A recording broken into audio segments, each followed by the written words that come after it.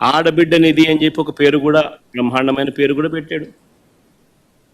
నేను అడుగుతా ఉన్నాను, ఇప్పుడు ఓటర్ లిస్ట్ మన కళ్ళే ఉంది, మన కళ్ళ ఎదుటే ఉంది. మొన్ననే ఓటింగ్ అయిపోయింది. 2,07,00,000 మంది మహిళా ఓటర్లు ఓటు వేశారు అని చెప్పి మన కళ్ళ ఎదుటే కనిపిస్తూ ఉంది. ఆధార్ కార్డ్ నంబర్లతో సహా డీటెయిల్స్ అన్నీ మన కళ్ళ ఎదుటే కనిపిస్తూ ఉన్నాయి. ఓటర్ లిస్టులు ఎలాగూ ఉన్నాయి. వీళ్ళంతా 18 సంవత్సరాలు నిండిన వయసు వాళ్ళే, అందుకనే వీళ్ళంతా ఓటర్లు అయ్యారు. మరి 2,07,00,000 మంది ఓటర్లలో 60 ఏళ్ళు పైచిలకు నిండిన వాళ్ళను తీసేస్తే 1,80,00,000 మంది మిగులుతారు దాదాపుగా. మరి 1,80,00,000 మందికి సంవత్సరానికి 18,000 రూపాయలు చొప్పున కేటాయింపులు చేస్తే 32,400 కోట్ల రూపాయలు కేటాయింపులు చేయాలి. నేరుడు బడ్జెట్లో కేటాయింపులు 0.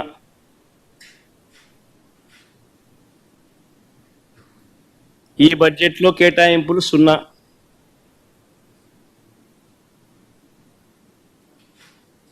అంటే ప్రతి మహిళకు చంద్రబాబు నాయుడు పుణ్యాన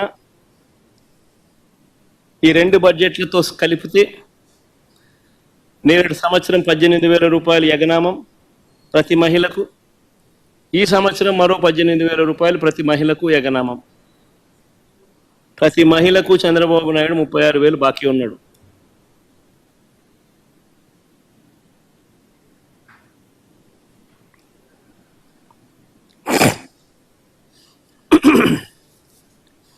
మహిళలందరికీ ఉచిత బస్సు, ఇది చాలా చిన్న హామీ వాస్తవం చెప్పాలంటే.